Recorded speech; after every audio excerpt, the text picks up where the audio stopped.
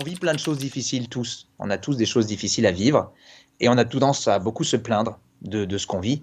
Et on oublie parfois qu'il y a des gens qui se battent pour vivre, tout simplement, juste pour respirer. Et lui, c'est ce qu'il faisait.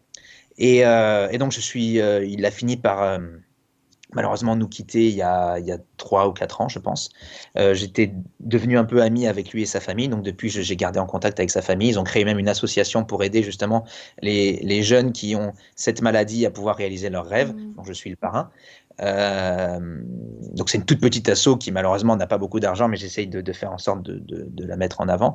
Mais Vous avez le nom de cette voilà, association? hein. Vous avez le nom de cette association? Oui, ça s'appelle Un soleil pour une étoile. Ok.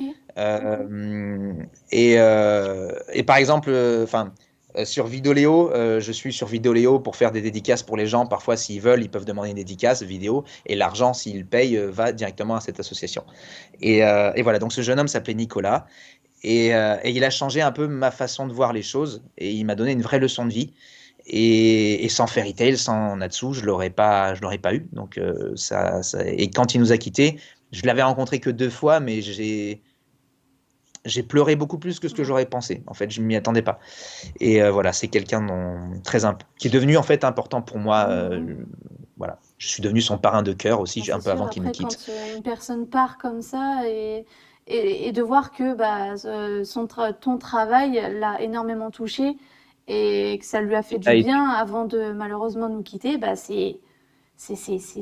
nous touche. Je peux comprendre. Et même avant qu'il nous quitte, en fait, la fin de Fairy Tail, le vrai Fairy Tail n'était pas encore sorti en VF.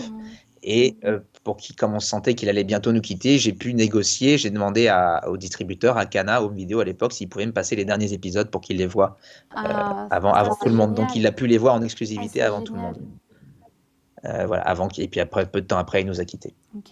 Donc voilà, c'était une rencontre qui m'a beaucoup, beaucoup marqué aussi. Bah, au moins, comme ça, t'as fait un geste super émouvant, entre guillemets, enfin, pour le laisser partir, entre guillemets, dans le sens où Mm. bah, tu l'as fait son rêve, quoi. Et Oui, pourtant, c'est pas grand-chose, mais pour lui, c'était le rêve ben, de pour sa lui, vie. c'était énorme, ouais. C'est fou. C'est fou. Non, mais vraiment, Voilà. comme j'arrête pas de le dire, peu de gens, peu de personnes essaieraient de se donner autant de mal pour ça, en fait. On va passer aux défis imprévus. Est-ce que tu as déjà fait face à un moment de doute dans ta carrière? Et si oui, du coup, comment tu l'as surmonté à ta manière ou autre? On passe beaucoup d'essais pour avoir des rôles et qu'on les a pas tous. Moi, j'ai passé énormément d'essais sur des rôles principaux. Il y en a plein que j'ai pas eu. Euh, et puis, il y a des fois, tout simplement, quand je disais que j'allais démarcher les directeurs artistiques pour demander si je pouvais assister, c'est-à-dire regarder les autres travailler pour apprendre la technique de la synchro et puis éventuellement leur donner un CV ensuite. Et ben, des fois, tu allais le matin en studio et puis il y en a certains qui étaient gentils, qui disaient non, je suis désolé, et puis d'autres qui disaient non, j'ai pas envie. Ouais. Et donc, en fait, on se prend beaucoup de refus. C'est un métier où on se prend beaucoup de refus, on tente des choses et il y a beaucoup de choses qui ne marchent pas pour on va dire, je sais pas, sur 100% de choses, enfin, je sais pas comment on fait vraiment les pourcentages, mais pour te dire, Ouais, il doit y avoir 80% des choses qu'on tente qui ne marchent pas. ouais. Voilà. Et qu'il y a 20% qui finissent par porter leurs fruits. C'est-à-dire qu'il faut toujours, toujours fournir, toujours tenter, toujours solliciter, toujours aller rencontrer. Et, et on tombe sur des gens plus ou moins bienveillants et certains vont avoir tendance à te dire non, mais de façon parfois dure ou qui vont te remettre en question, toi tu vas te dire mais mince, qu'est-ce que j'ai fait ou est-ce que je suis pas assez bon, est-ce que je suis vraiment fait pour ce métier. Alors qu'est-ce qui m'a fait aller au-delà de ces moments de doute, parce que j'en ai eu énormément. Il y a des moments où au bout d'un moment, quand j'allais tout le temps démarcher et que ça portait pas ses fruits, je me disais mais ça sert à rien, je vais arrêter. Qu'est-ce qui m'a fait aller au-delà? Je pense tout simplement que c'était ma passion, que c'était mon rêve, que je voulais le faire. Et donc je me disais, ok, alors ça venait pas comme ça, c'est-à-dire que pendant 2 semaines, tu te tortures, tu te dis mais qu'est-ce qui va pas, qu'est-ce qu'il faut que je fasse, machin. Et puis après, il y a un moment, tu te donnes un espèce de coup de pied au cul et tu te dis, ok, ben c'est pas grave, c'est fait, ça a pas marché. Et en vieillissant, en prenant de l'expérience, tu finis par comprendre que tout simplement, il y a des rencontres. C'est-à-dire que s'il y a des choses qui doivent se faire, je sais pas, moi j'ai tendance à croire un peu à une espèce de destin, de chemin Ouais, ouais, tracé ouais. ou de fait que si ça doit se faire, ça se fait. Si ça se fait pas, eh ben, il y aura d'autres possibilités. Et Du puis, moment qu'on comme on dit. continue à aller créer les Mm. choses, en fait. Et parfois, il y a des Mais ça, portes qui se ferment et que, en fait, pour finir, à la fin, on vous rappelle ou pour un autre truc. Et puis, ça continue d'avancer et d'évoluer. voilà. Ouais, C'est-à-dire qu'une porte qui se ferme ne veut pas dire qu'une autre ne va pas c'est ça. s'ouvrir plus tard. Alors parfois, ça met du temps, mais Mm. c'est pareil dans les relations. Quand on quitte une relation et qu'on se dit qu'il n'y aura plus jamais rien, et puis que plus tard, on rencontre une autre relation, une nouvelle porte s'ouvre et on retrouve. C'est pareil. Mhm. Mais c'est juste que c'est vrai que c'est quelque chose, quand on commence dans ce métier, on a envie d'avoir tout de suite, on a envie, et Mhm. quand on l'a pas, eh ben, on se dit, ah mince, C'est et stressant. on se prend des coups, et on se met une pression, on Mhm. culpabilise, on se dit, ah, c'est pas possible, je vais jamais y arriver, machin. Mhm. Et avec le temps, on finit par se dire, c'est pas grave, ça marche, ça marche pas. Il y a d'autres choses qui marcheront peut-être à côté. Mhm. Il y a tellement d'acteurs et de comédiens qui sont devenus connus à 40, 50 ans, qui ont travaillé pendant des années, qui ça marchait pas, et puis tout d'un coup, ils vont faire une série, un truc, Et puis, bouf, ça va partir. une chance, ils sont pris sur un truc, et tout d'un coup, c'est parti, et ils deviennent ultra connus, ça marche, et ils arrêtent plus de travailler, et tout ça. Tout est possible, mais c'est juste qu'il faut le créer, cette chance, et donc il faut créer pas l'opportunité, s'arrêter. ouais. Voilà, il ne faut pas s'arrêter au refus, il faut toujours repartir. Et l'autre chose qui m'a, au fur et à mesure des années, fini par m'aider à aller au-delà de mes refus, des refus que je pouvais prendre, bah, c'était le public. C'était à force de faire des conventions, à force de rencontrer des gens, et maintenant les réseaux qui me disent qu'ils ont aimé mon travail, qu'ils m'aiment dans tel rôle, dans tel rôle, dans tel rôle, je me dis, ok, je ne suis pas un imposteur. Si je suis là, c'est parce que j'avais la possibilité et je me suis donné les moyens de le faire, j'y suis arrivé, et ça a plu, ce que je fais plaît. Donc s'il y a quelque chose qui ne marche pas, c'est pas grave, je vais me relancer, mais je sais qu'il y a des gens qui m'aiment pour mon travail, et c'est le plus important. Et donc voilà, c'est ça qui, en fait, mon moteur à moi, c'est le public. C'est le seul moteur vraiment qui va t'aider, c'est le retour du public. Puisque ce travail-là, on le fait pour le public, on ne le fait pas pour nous. Oui, et puis ça enlève aussi les moments de doute, de te dire que bah, tu peux même te tromper, et pour finir, bah, ton travail il est quand même reconnu et enfin voilà, c'est touchant. Est-ce que t'as déjà eu beaucoup de fou rire sans que ça s'arrête pendant un enregistrement? Alors, ouais, quand je l'ai dit, on s'amuse quand même beaucoup. Ça m'est arrivé d'avoir des moments de fou rire, ouais, des moments où... alors, on essaye parce qu'à un moment, il faut avancer. Oui, bien donc, il faut sûr. être le plus pro possible. Mais parfois, ouais, quand on a un vrai fou rire, et pour peu qu'il y ait une personne en face qui a un fou rire aussi. Alors, en doublage, j'en ai eu. Et en général, ça dépend du directeur artistique. Si tu sens que le directeur artistique commence à s'impatienter un peu, tu vas faire OK, je me reconcentre, c'est pas grave. Et je vais essayer de faire vite passer ce fou rire. En ce moment, j'en ai beaucoup souvent au théâtre, en jouant au théâtre, parce que je joue avec des gens que j'aime beaucoup, avec des gens que je connais, et des gens où je le sens quand ils commencent à avoir un fou rire parce qu'il s'est passé un truc pas prévu, et que je vois leur œil qui commence à rire. Souvent, je peux pas m'empêcher de rire aussi, et ça se nourrit. Et voilà, alors évidemment, on le fait à des moments où ça nous le permet. Enfin, si c'est vraiment pas possible, et ben tout de suite dans ta tête, tu vas dire, OK, là, tu as envie de rire, mais c'est pas le moment pour, donc tu te... C'est par rapport aussi au public. Il y a certains publics que tu peux te permettre d'avoir des fous rires comme ça sur scène, et que du coup, ils rigoleront. Tout à fait, c'est-à-dire qu'en fait, et puis ça dépend ce que tu joues. Si tu joues une tragédie, évidemment que tu vas éviter d'avoir un fou rire. Oui, là, ça serait un petit peu problème. Mais bon, si c'était une comédie, que c'est un moment qui est un moment relax, sympa, drôle, et que le public, tu sens qu'il est là pour s'amuser et qu'il est open, et que là, il se trouve que le fou rire se crée, eh ben, tu vas le laisser, et puis tu vas essayer de le calmer assez vite, mais tu peux plus te permettre de te laisser porter. Mais ouais, c'est un métier où on s'amuse, donc évidemment qu'il y a des fous rires. En doublage, j'ai eu plein de fous rires ou des moments, mais par contre, j'essayais de me dire assez vite, OK, maintenant, il faut reprendre parce qu'il faut avancer, et puis que tout le monde n'est pas dans ton fou rire à toi, donc le directeur artistique, il n'est pas forcément en train de rire, donc si toi, tu as un fou rire, ben, tu le fais passer, quoi, parce que là, il faut bosser. Est-ce que du coup, tu as déjà été surpris par la popularité soudaine d'un projet ou lequel tu aurais travaillé? Je pense que c'est plus Fairy Tail du coup. Alors oui, Fairy Tail a pris une dimension. Déjà sur le moment, les premières réactions que j'ai eues des gens quand je l'ai croisé pour la première fois, je m'y attendais pas. Mais c'est surtout quand je vois le nombre de gens maintenant impactés par Fairy Tail à l'époque, que je m'y attendais pas. J'aurais jamais cru que Fairy Tail aurait cet impact-là sur les gens, que notre travail aurait cet impact-là. Maintenant, après, il y a d'autres programmes parfois où où tu te dis que la première fois que tu l'enregistres, tu te dis, bon, bah, tu penses pas forcément que le programme va avoir un Ouais, succès tu l'as vu incroyable. Et puis, sympa, que c'est un bon voilà, personnage. c'est pas mal. Et en fait, tu te rends compte que le truc prend une dimension. En fait, c'est drôle. Il y a des fois des choses que tu trouves super et qui vont pas marcher du tout. Mhm. Et puis des fois des choses où tu te dis, ouais, bon, c'est sympa, c'est bien.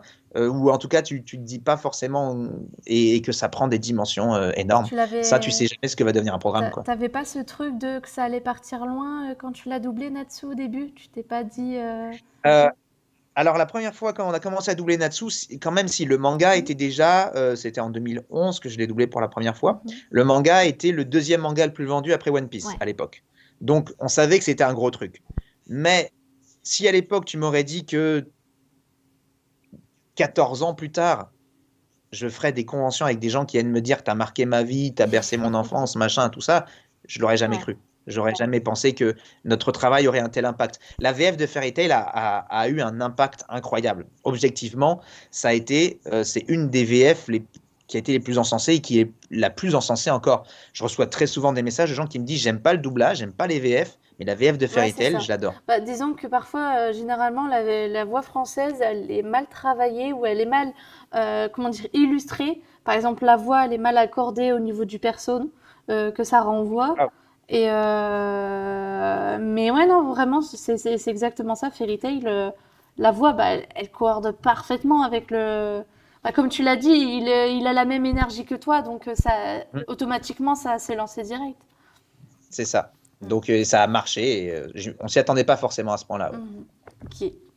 Est-ce que, est-ce que tu aurais un conseil à donner aux personnes qui ont envie de se lancer dans le doublage ou dans la comédie? Le conseil principal, c'est de prendre des cours de théâtre et d'apprendre à jouer la comédie, puisqu'on le dit souvent dans les conventions, dans les interviews. Mhm. Avant tout, on est des comédiens. Et après, le doublage est une spécificité du métier de comédien. C'est-à-dire que comme on peut aller à l'écran, comme on peut aller au théâtre, voilà, c'est en fait, c'est comme si j'étais chirurgien en étant médecin. En fait, Mhm. c'est une spécialisation. Euh, donc avant tout, il faut savoir jouer la comédie. Donc prendre des cours de théâtre. Ensuite, il y a si je devais donner plusieurs conseils, parce qu'il n'y en a pas Mhm. qu'un, euh, savoir être patient, se donner les moyens de faire les choses. C'est-à-dire que, on l'a dit aussi, que les choses n'arriveront pas du jour au lendemain. Et que c'est pas parce qu'elles n'arrivent pas du jour au lendemain qu'elles n'arriveront pas. Mais par contre, il va falloir se dire que ça va être très compliqué. Donc être patient, être très motivé, savoir entendre les critiques, Mhm. parce que c'est aussi comme ça qu'on avance. Et qu'on C'est apprend. savoir se confronter à un regard extérieur autre que sa famille et ses Mhm. amis. Donc rencontrer des professeurs, des gens, le public, les machins, des gens qui vont parfois vous dire des choses qui vont vous faire du mal, mais qui, si elles sont constructives et faites pour vous faire avancer, ben, faudra savoir les entendre et les appliquer après. Ça, c'est très important. Ouais. C'est un métier où on évolue constamment, où on va apprendre plein de choses. Chacun apprend différemment. Je le disais tout à l'heure, il y a plein de méthodes pour jouer la comédie. Chacun va se créer sa petite façon de savoir jouer les émotions et chacun va être plus ou moins touché par tel ou tel professeur. Moi, il y a des professeurs qui m'ont vachement fait avancer et un autre comédien qui avait le même cours en même temps que moi, ben lui, ce professeur lui parlait pas du tout. Ouais. Ce qu'il lui disait ne lui parlait pas. Donc c'est pour ça qu'il faut multiplier il faut pas se contenter d'un seul prof. Il faut bien d'avoir plusieurs profs, plusieurs metteurs en scène. C'est pour ça que plus on va jouer, plus on va être dirigé, plus on va apprendre, parce que chaque directeur artistique, chaque metteur en scène, chaque réalisateur sera différent, et chacun va vous faire apprendre quelque chose, va vous apporter une petite brique en plus dans votre façon de monter votre maison, de comment savoir jouer la comédie. Donc voilà, Mhm. être très ouvert, très curieux aussi, c'est important il faut pas s'enfermer dans le doublage, c'est très important de se dire que jouer la comédie, ça passe par plein de choses, donc c'est bien très important de lire, c'est bien de jouer pendant les cours de théâtre, de jouer des pièces même classiques, du Molière, d'apprendre à jouer la comédie avec plein de pièces. Moi, j'ai découvert le théâtre en voulant faire du doublage, parce qu'il fallait prendre des cours de théâtre, et j'ai découvert plein de pièces, plein d'auteurs que j'ai trouvé magnifiques, et voilà, et j'ai commencé à lire un peu plus, donc lire, se renseigner, être curieux, c'est-à-dire regarder plein de films, mais pas seulement des nouveaux, des Ouais, des anciens, anciens. regarder Ouais. comment jouer les autres comédiens, regarder comment jouent les autres comédiens, on apprend énormément en regardant les autres travailler. Mhm. Moi, je sais que ma façon de jouer maintenant est très inspirée de tous ceux qui sont passés avant moi, Mhm. de Emmanuel Curtil pour le doublage, de Jim Carrey, de machin, de Thierry Lhermitte, si on parle par exemple du français, voilà. Je me suis inspiré en fait, c'est pour ça qu'il faut s'inspirer de tout ce qu'on trouve. Lire, regarder, être curieux, ne pas rester dans une seule chose, rencontrer, aller de l'avant, provoquer sa chance.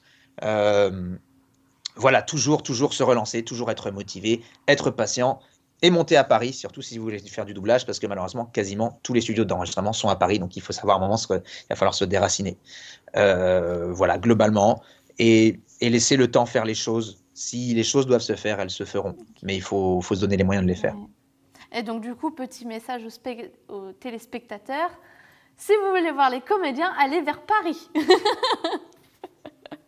Parce que c'est compliqué de les avoir dans le Nord. On a su aussi que tu avais doublé dans Les Feux de l'amour. Quelle était l'expérience pour toi? C'est vrai que sur le coup, nous, on s'est dit, on n'a pas trop vu, entre guillemets, vu la voix ou entendu la voix. On s'est dit, tiens, il a joué dans ça. Est-ce que tu peux nous parler un peu de ton expérience ou ton ressenti là-dessus? Les Feux de l'amour, c'est une très bonne expérience dans le sens où, en fait, comme c'est un programme dans lequel ils ne mettent pas beaucoup d'argent, surtout pour le doublage, il faut aller très vite, donc il faut être très efficace. On n'a pas beaucoup le temps de jouer dans le détail, donc il faut être tout de suite dans le rôle. Et en plus aussi, c'est une bonne école parce que les textes qu'on lit, vous l'avez peut-être déjà vu, la fameuse bande rythmo qui défile sous l'image qu'on lit, et en fait, si on la lit en place, quand le texte passe au niveau de la barre rouge, théoriquement, le texte correspond au mouvement des lèvres. Ça a été préparé par un auteur ou ce qu'on appelle aussi un adaptateur avant. Et donc, quand on arrive en studio, le texte est prêt, il défile avec l'image. Et en fait, Les Feux de l'amour, justement, comme c'est un peu le truc où, voilà, et c'est là où on fait travailler, s'exercer les jeunes auteurs, ceux qui ne sont pas forcément encore très rodés.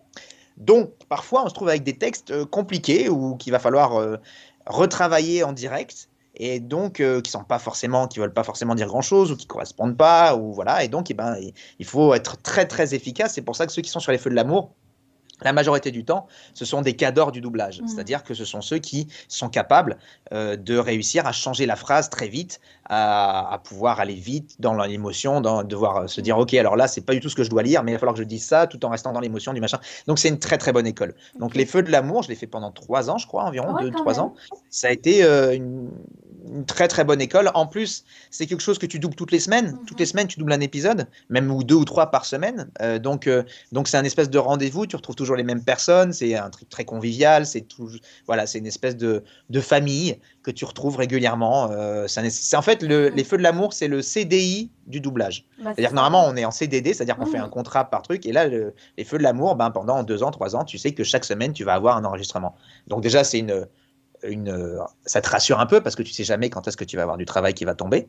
Mais en plus, c'est vraiment une famille que tu retrouves toutes les semaines. Donc c'est une très très bonne expérience et je me suis beaucoup amusé. Et donc du coup, pour en conclure, est-ce que tu pourrais nous faire une petite phrase, ce que tu veux, de n'importe quel personnage on va rester sur du Natsu. Ouais, allez-y. Ok. Salut, c'est Natsu de Fairy Tail. Je m'enflamme et en amant du dragon de feu. Donc voilà, ce sera tout pour l'interview avec Monsieur Arnaud Laurent. Donc merci de nous avoir suivis, d'avoir suivi cette personne extraordinaire. Et puis à la prochaine.